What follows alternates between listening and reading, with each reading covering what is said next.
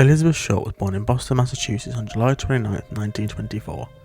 Growing up in the small town of Medford with her parents along with 4 other sisters, this small town girl had grand aspirations. Elizabeth was known for her striking beauty, but beyond her looks she had a warm and charismatic personality and an unbreakable desire to break free from the dull, quiet life of New England. Elizabeth's early life wasn't without hardship. When she was just 6 years old, her father, Cleo Short, abruptly disappeared, leaving the family believing that he died.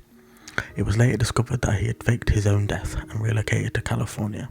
This event had a profound effect on Elizabeth, shaping her desire for escape and adventure.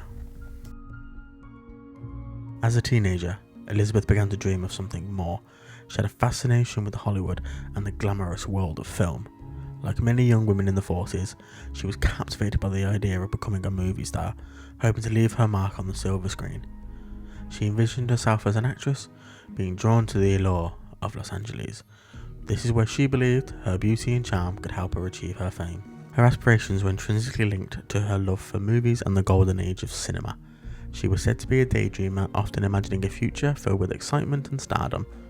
Far from the quiet streets of her hometown, this yearning for adventure led her to travel between Miami, Santa Barbara, and then ending up in Los Angeles, where she believed her big break was actually waiting for her. Although she often struggled to find stability, Elizabeth was known to make friends easily with her magnetic presence. She often dressed in stylish, fashionable clothing, which only added to her striking appearance. People who knew her described her as soft-spoken yet confident, someone with big dreams and a heart set on the lights of Hollywood. But it is these exact aspirations that would end her life.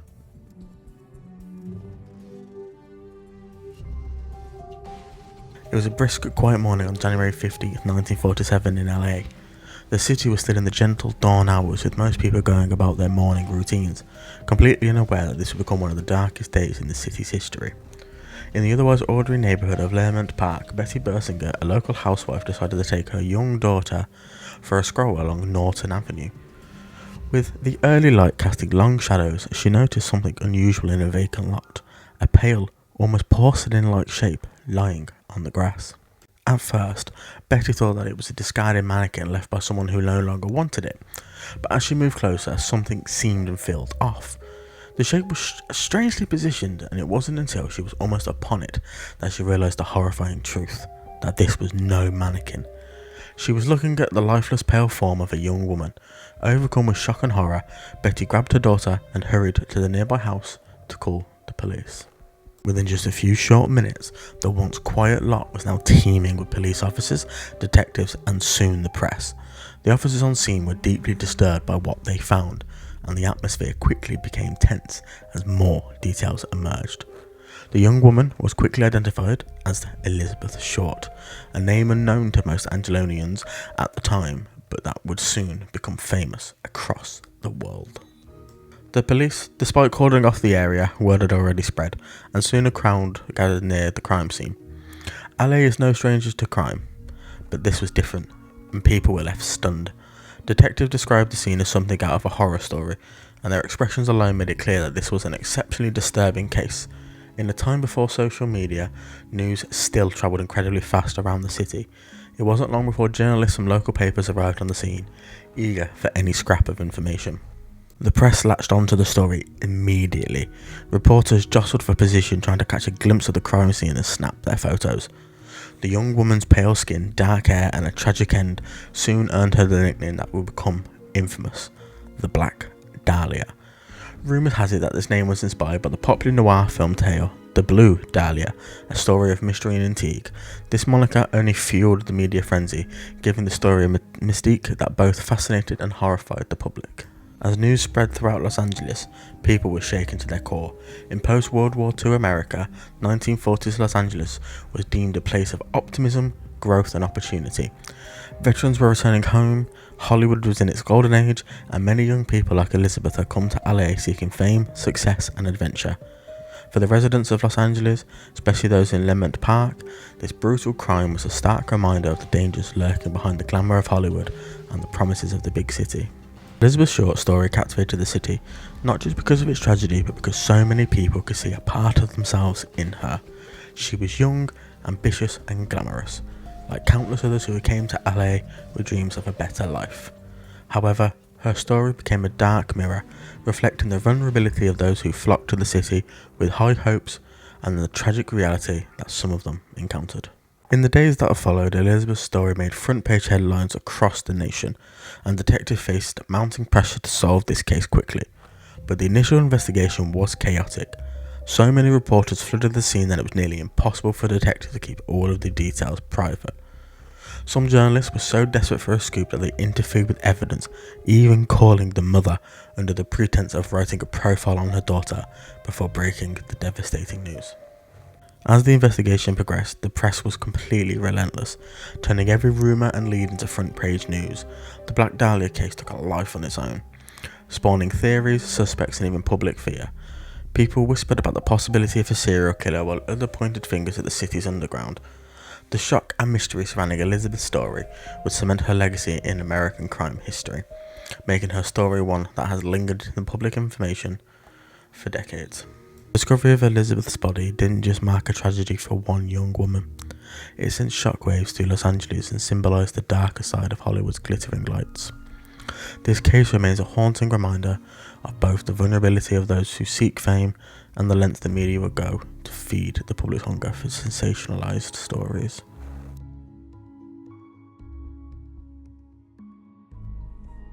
Following the shocking discovery of Elizabeth Short's body, the Los Angeles Police Department faced immense pressure to solve this case.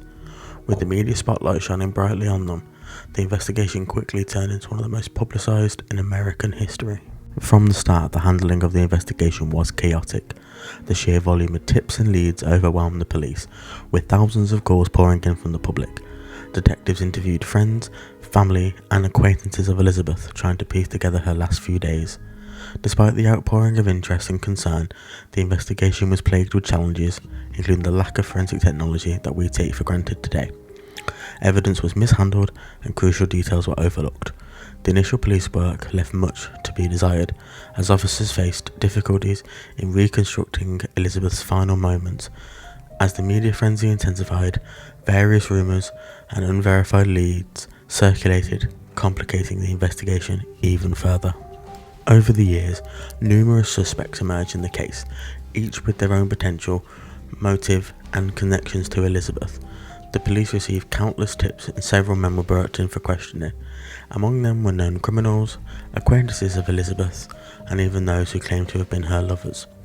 However, one name would become synonymous with the case: George Hodel, a prominent LA physician.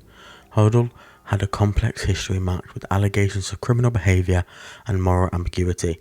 He was known to have moved in the elite circles and had connections to Hollywood, which made him an intriguing figure in this investigation.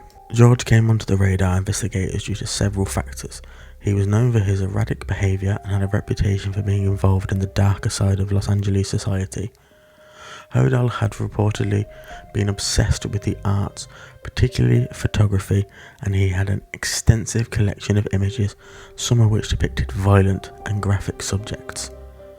But it was the testimony of his own son, Stephen Hodel, that would bring renewed attention to George Hodel as a key suspect. In his book, Black Dahlia Avenger, published in 2003, Steve claims to have discovered evidence that suggested his father was involved in her murder.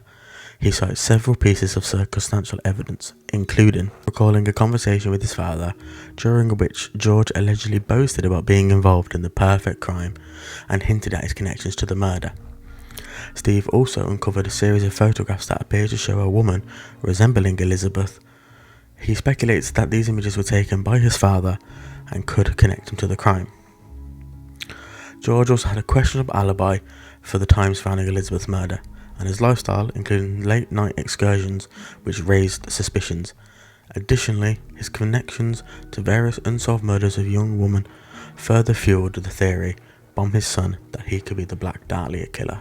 Despite the extensive investigation and strong suspicions surrounding George, no charges were ever filed against him. In fact, the case went and still remains cold to this day. Elizabeth Short's murder became one of the most famous unsolved crimes in American history. The investigation faced various challenges, including shifting focus, lack of clear evidence, and the overwhelming influence of media sensationalism. Over the decades, numerous books, documentaries and films have been produced, each exploring different angles and theories relating to the case. However, none have definitely solved the mystery of her death. To this day, her murder remains an open case, captivating the public's imagination and inspiring countless theories. The investigation not only highlights the complexities of crime solving, but also reflects societal attitudes towards women, fame, and often the harsh realities behind the glitz and glamour of Hollywood. As we delve deeper into the enduring enigma, the questions surrounding the Black Dahlia continue to linger. Who was Elizabeth, and what truly happened to her on that fateful January day? Elizabeth's short story did not end with her tragic death. Instead, it marked the beginning of a cultural fascination that would last decades. Her case, famously unsolved, became a haunting symbol of Los Angeles and the darker side of Hollywood's dreams. Almost immediately after her death, the media took a hold of the story, branding her the Black Dahlia, a mysterious nickname that added an aura of noir glamour to the intrigue. The nickname gave the case an almost mystic quality, sparking fascination that went beyond the horror of the crime itself. Elizabeth's story struck a chord in the post-World War era of the late 1940s, a time where Los Angeles was booming with optimism, but was also layered with secrecy, crime and corruption. Her tragic end seemed to embody these contradictions, inspiring numerous retellings in books, movies and television. One of the most famous examples is in James Ellroy's novel The Black Dahlia, a fictionalized account that captures the gritty atmosphere of 1940s Los Angeles. The novel was later adapted into a film in 2006, sparking new interest in Elizabeth's story and the mystery surrounding her life and death. The case also influenced the film noir genre, becoming an archetype of the beautiful, doomed woman. Elizabeth's image, young, dark-haired and hopeful, has inspired characters in both fictional and true crime narratives, making her an almost iconic figure in American crime lore. Her story brought attention to the perils faced by young women trying to make it in Hollywood, reflecting a cautionary tale of fame, vulnerability and tragedy. The public's fascination with the Black Dahlia case has endured over 7 decades. Countless theories, documentaries and even investigative books attempt to solve the mystery, feeding into our fascination with unsolved crimes. Elizabeth's story has taken a kind of dark immorality, not just because of the horrific details, but because it represents the dream of Hollywood gone wrong. Her case tapped into collective fears and fantasies about ambition, beauty, and the dark underbelly of glamour.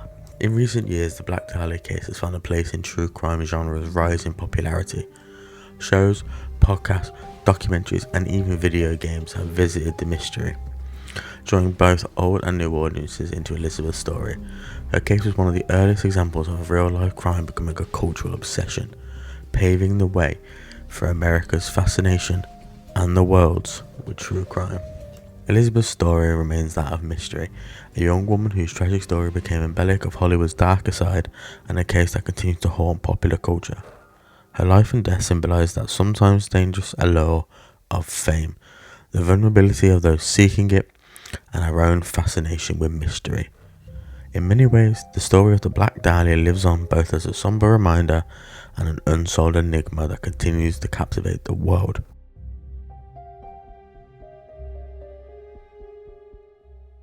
Elizabeth's story has captured the imagination of the world for over 7 decades, allowing plenty of time for countless theories and speculation to rise. The most common one of that is of Dr. George Hodel, that he was the one who killed Elizabeth. I would also fall into that camp based on the evidence and everything that was provided at the time and subsequently from his own son. The fact that he had the photos, etc., and was a bit of a shady character definitely points it towards being him. However, we will never find out. George passed away in the 1950s, and at the time they did not have the available technology in order to fully investigate this case. Let me know what you guys think in the comments below, whether you agree or disagree, have any other theories, or if you think I'm completely wrong or completely right, let me know. If you enjoy this deep dive, please don't forget to like this video and subscribe to the channel for more content. Right, Stay curious.